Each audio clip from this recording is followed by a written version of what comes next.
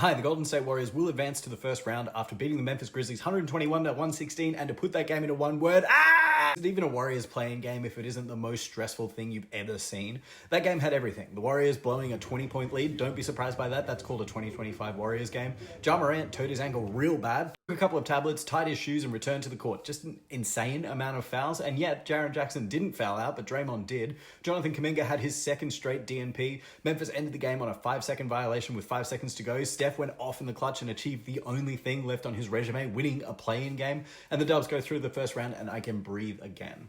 Resume-wise, I suppose Steph hasn't won the tournament, but literally who cares about that? It pales in comparison to even the play-in. Tell me who won the tournament this year without looking it up. You can't. It's impossible.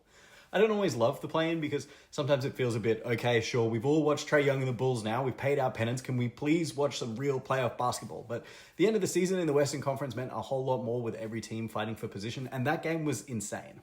And sorry, before I get into the game, can you let me just please have my Warriors fan moment? Kevin Scott, how are you this bad at your job? I know the sound cut out while he was explaining why he didn't overturn the 5th foul on Draymond, which should have been ED's 6th, but I heard something about the way Draymond jumped, which, I mean, he jumped towards the ball, dog. It's called rebounding, but whatever. But as soon as this game got into the clutch, the referees really decided that they were the stars of the show.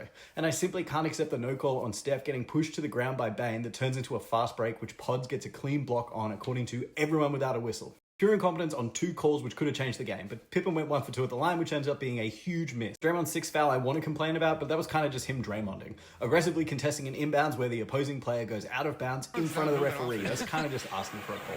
But then the phantom call on Looney, because who would suspect that Eden can't catch, which is shit.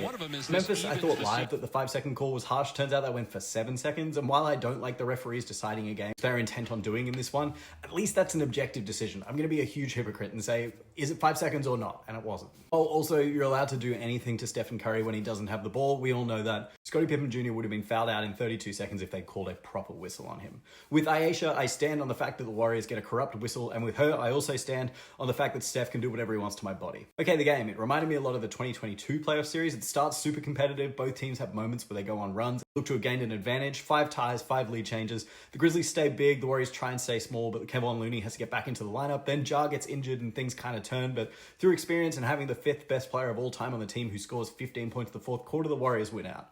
Thankfully, Ja came back onto the floor and he looked okay. A couple times he was a bit unsteady, but all he needed was a bit of ibuprofen for that. I don't know if it's worth doing too much matchup stuff since the Warriors won't meet the Grizzlies again, but from an ideological standpoint, they're about to play another big team that stays big. The Rockets will always have one of Şengün or Jabari Smith Jr. on the floor for round 1, and the Warriors will be going small basically straight away. Since from that, Steve Kerr never changes his mind. But for the Warriors in this game, thank you Jimmy Butler for saving my life. Jimmy finishes with 38, 7, and 6, most of those coming in the first half. Playoff Jimmy has always been real, but now he's doing it for my team, and it's special. Also, just having a guy who can run the offense without Steph and consistently get to the line, close enough. Welcome back, Sean Livingston. 33 minutes for Moses Moody, finishes with not much except a breakaway dunk, 2 stocks and a made 3, but in the 20 minutes that he shared the floor with Draymond and Jimmy, the defensive rating was 102, and the offensive rating was 123. Good things happen on the court when Momu is out there. Brandon Podziemski, I haven't credited for the turnaround he had in the second half of this season. Even if he went 1 for 7 in this game, the shots weren't like the awful ones that he took at the start of the year, but good minutes from Pods.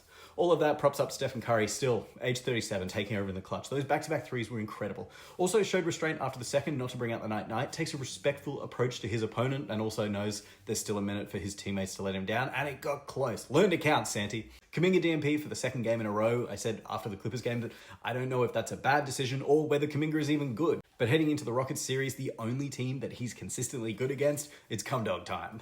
My trouble with Kuminga is that he's very good at things a lot of players are great at and not good at anything that no one else can do. But his athleticism is something that no one else on the Warriors has, and the Rockets have a surplus of. But that's something to talk about when the series starts. But at the end of the day, this is just a playing game. I'm glad they won, but I wish they didn't have to play it, and it's on to Houston. Dubs in 6.